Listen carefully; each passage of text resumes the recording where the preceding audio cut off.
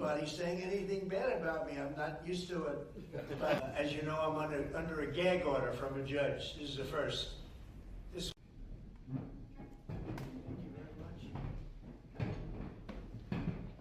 So it's an honor to have the press, and these are people that aren't timid. They're not afraid of the press. If you'd like to ask a couple of questions, you may. We had a very beautiful day celebrating a very nice man, a good man, great humanitarian, Jimmy Carter, funeral. And thought it was a beautiful service, and it went very well. And we had some very good victories today, as you probably heard. Go ahead, any questions? President Trump, just a few minutes ago, the Supreme Court ruled that they are not going to slow down the sentencing. It's on for tomorrow. Now what? Well, they called for an appeal, and as you know, they acknowledged what the judge said about no penalty, and there's no penalty. But we're going to appeal anyway, just psychologically, because frankly, it's a disgrace. It's a judge that shouldn't have been on the case. He's a highly conflicted judge, and they called for an appeal. So I read it, and I thought it was a fair decision, actually. So I'll do my little thing tomorrow. They can have fun with their political opponent. As you know, I'm under a gag order from a judge. This is the first. This was an attack of a political opponent. And if you take a look at it, I'm not supposed to be talking about it, so I won't. I'm the first president and probably one of the first candidates in history that's under attack with a gag order, where I'm not allowed to speak about something. And they ought to find out what that's all about. And this is a long way from finished. And I respect the court's opinion. I think it was actually a very good opinion for us, because you saw what they said. But they invited the appeal, and the appeal is on the bigger issue. So we'll see how it all works out. I think it's going to work out well. We beat Jack Smith. He's back, I hope, at The Hague, but I don't think he should be there either. He puts people in very bad positions, like giving people death penalties. I will tell you, Jack, he is a disgrace. We won all of those cases. We won most of the other cases, or they're limping along. We've had a lot of lawfare. These are all people that understand what's going on here very badly. This was an attack on the Republican Party. This was an attack on the Republican candidate who just won an election by record numbers, the highest number of Republican votes by far ever gotten. And we won all swing states, 7 swing states. We won the popular vote by millions of people.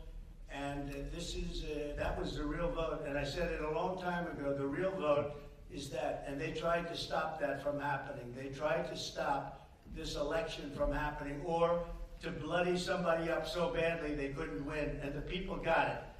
And again, we won by the largest number. Nobody's ever seen anything like that. It was conclusive. It was a massive, they say, the most consequential election in 129 years.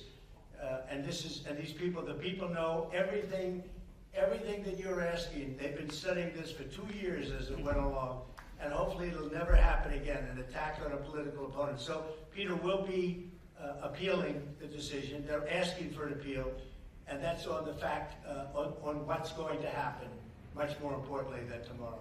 Off the top, you mentioned the Carter funeral today. What were you talking to Barack Obama about? It did look very friendly, I must say. I thought you guys hated each other. I didn't realize it, how friendly it looked. I saw it on your wonderful network just a little while ago before I came in, and I said, boy, they look like two people that like each other. And we probably do. We have little different philosophies, right? But we probably do. I don't know, we just got along. But I got along with just about everybody on that. We met backstage, as you know, before we went on. And I thought it was a beautiful service, but we all got along very well, which is good. In California, what specifically do you think Gavin Newsom and Karen Bass could have done differently to prepare for this $50 billion fine? And, we have great governors in this room, and if you look at the way their states, I think I can say without exception, anybody doing poorly in here? I mean, without exception, we have great governors here that have done a great job with their states. And I don't think, and you'll probably, if there's a weak link, you're going to find it, and you're going to be asking the next question to that person. Gavin Newsom had an opportunity to have millions of gallons a week, a day, millions and millions of gallons come down from the north. And I was able to get a federal approval from that, from the Department of Commerce of all departments. I didn't realize it would go through Commerce. I would have thought environmental, but it goes through Commerce. I got all of the approvals, and he said, I don't want to sign it. I don't want the water. We don't need the water. I said, you need the water. Your reservoirs are empty, the whole place. You need the water. That was 5 years ago. And I had it all done. The work was all done. We sent it to him. He refused to sign it. And if you noticed yesterday, the hydrants were empty. They didn't have any water, many of them. They said 20%, but now I just heard 50%, and now none of them have water, and that fire's still raging. He turned that down. I was going to give him unlimited water. It would come down, it really comes down from the north, way up north, including parts of Canada. It's so much water that they wouldn't know what to do with. Just the opposite would have happened. And that's the reason that this happened. He wouldn't do what we wanted, and we're going to force that upon him now. But it's very late, because I think it's one of the great catastrophes in the history of our nation. This is not just in Los Angeles.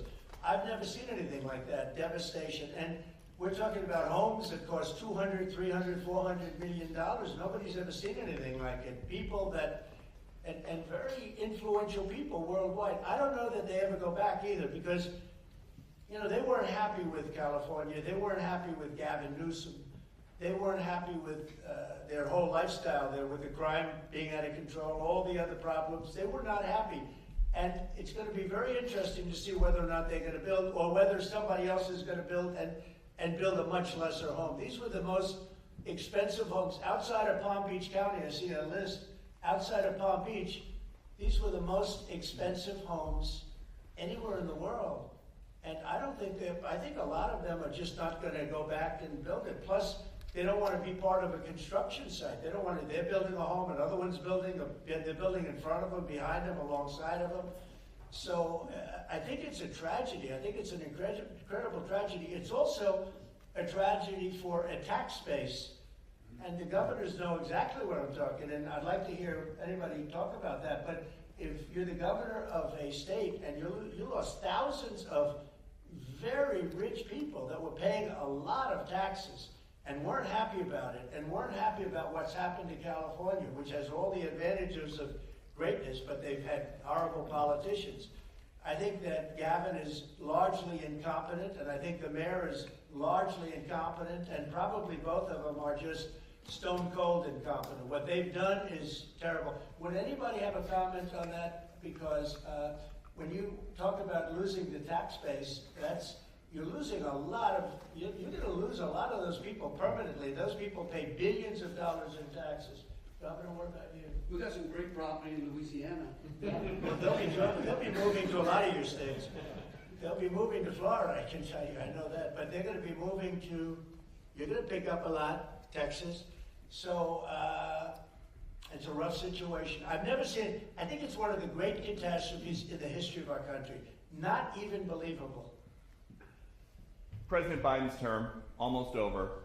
Before he goes, there's talk that he might trade a Gitmo al-Qaeda detainee, Mohammed Rahim, for 3 American hostages held by the Taliban. Should he do that? Well, I haven't looked at it. I will be looking at it. They're showing me tomorrow morning. They're showing me that there's a trade on. And trades, I have not been in favor of the trades they've made, but I'll be taking a look tomorrow. We'll announce something tomorrow. Don Jr. and some of your team just got back from Greenland. What's the price tag? Well, maybe no price tag. You know, look, we're going to have to see what happens, because Denmark, we need this for national security. We need Greenland very badly. You look at the Russian ships, the China ships, they're all over the place. They're, you know, surrounding. Now, they have for a long time. That's a lane. But we need that for national security. So I don't know that Denmark has any right, title, and interest, so we're going to find that. But I can tell you, you saw the clips that were released. The people of Greenland would love to become a state of the United States of America. We were greeted with tremendous love and affection and respect. The people would like to be a part of the United States. Now, Denmark maybe doesn't like it, but then we can't be too happy with Denmark, and maybe things have to happen with respect to Denmark having to do with tariffs. Because they have to do this, I think, for the free world. We need that to protect the free world is very important and getting more important every year. When you were with all the Republican senators yesterday in Washington, which of your nominees do they think are going to have the hardest time getting confirmed? So we had a great meeting with almost every senator, Republican senator, and I would say that first it was a love fest. This is a love fest too, I believe. I'll let you know in about an hour. But this is pretty much a love fest. I mean, the governors aren't exactly chopped liver, right? This is a group of people that have done a phenomenal job, and especially when you see what's going on in Los Angeles and all. You look at the way they've run their states, it's incredible. I talk about it all the time. The top 25 states, and I don't believe we have any in the list of crime. So every one of them is a Democrat-run state. We want to get along with the Democrats. I'm trying to be nice. We're going into a new term. It's going to be a great time for, I'm going to call it the golden age. I believe we have a chance at the golden age of America. But I have to tell you, you look at the crime, it's all on the shoulders of Democrats and the way they run their states. And if these people ran those states, same people, same everything, but you put these people in those states, you wouldn't have crime like that at all. We've been watching over the last couple weeks, a lot of CEOs, including some who censored you 4 years ago, have been coming down here basically to kiss the ring. Did they change or did you change? Well, maybe we all changed. I think they've gained a lot of respect. I think they looked at the mandate that we got. As you know, we won the popular vote, as I said. We won all 7 swing states. They said, well, if Trump would win, I had to win 3 because I had a lot of early voting going on, and we had to win 3, and we won all 7. And we won it by a lot. We didn't win it by a little. We won it by a lot. And we won the popular vote by a lot. I think that had an effect. I also think it's like, let's get something done. You look at what happened with Facebook today and yesterday, what they announced. That was a big concession from them. I mean, they went from I call them the unlocked boxes. They call them lock boxes. I call them the unlocked boxes because they seem to be unlocked a lot of times. But you went from the unlocked boxes into a statement yesterday that's really talking about free speech. What a difference that is. And so we appreciate that. But I think they've gained a lot of respect. We've had everybody. Jeff Bezos came, Bill Gates came, Mark Zuckerberg came. Many of them came numerous times. The bankers have all come. Everybody's coming. I haven't had anybody saying anything bad about me. I'm not used to it. But a lot of it's respect. I think they respect the Republican Party. The Republican Party has become a much bigger party. It's become a party for the worker. If you look at all of the union votes that I got, and when I say I, it's really all of us together because it's a whole thing. But we won the Teamsters. We did great with the auto workers. We did, all heavily union and non-union states. We won by a lot. Florida is an example. We won by millions of votes, the highest vote ever gotten. And so it's been a great period of time. A ton of world leaders have called you as well. We understand still no call with Putin. Is that a day 1 or week 1 call that you want to have? He wants to meet, and we're setting it up. President Xi, we've had a lot of communication, and we have a lot of meetings set up with a lot of people. Some have come, but I'd rather wait till after the 20th. And when you say meet with Putin or meet with Xi, do you guys want to have some kind of a summit, or are they going to come here? To be determined, but President Putin wants to meet. He's said that even publicly, and we have to get that war over. That's a bloody mess. Soldiers are being killed by the millions. I looked at some very graphic pictures yesterday. The soldiers that are being killed, it's a flat field. The only thing that stops a bullet is a body. It's a very, very flat land. And the soldiers are fighting, and they are dying by the hundreds of thousands. And not to mention the towns and the cities which were, largely demolished. And there are a lot of people in the big surprise, and it's going to be a very unpleasant surprise, is how many people were killed in that war. It's much higher than the press is reporting. When a building comes down, these are big buildings. They're 2 and 3 blocks long, different kind of construction. They're long and not that tall in many cases, but they're 20 stories. But when a building like that comes down and they say nobody was injured, no, a lot of people were killed. I think the numbers are going to be much higher. And that's a war that would have never happened if I were president, and it's a war that I'm going to try really to stop as quickly as they can. The number of people dying on a daily basis, and I get the reports every single day, and largely soldiers at this point, but the number of people, both Russia and Ukraine, it's staggering. When you threatened tariffs on Canada a couple weeks ago, Justin Trudeau rushed down here. He wanted to make nice. Now he's on the way out. Is that what you wanted? I didn't think he was going to quit. He probably saw the numbers. Look, I called him Governor Trudeau because they should be the 51st state, really. It would make a great state. And the people of Canada like it. They pay lower taxes. They have virtually no military. They have a very small military. They pay less than 1%. They're about the lowest payer in NATO. They're supposed to pay much more. They haven't been paying. They have a lot of problems. And I was with Wayne Gretzky. I said, Wayne, would you like to be the governor of Canada? I can't imagine anybody doing any better than Wayne. Wayne was not too interested, but I think he probably would have liked statehood. He's a friend of mine. He's a great guy. He's the great one. We call him the great one, right? He's a great hockey player. But I will say this.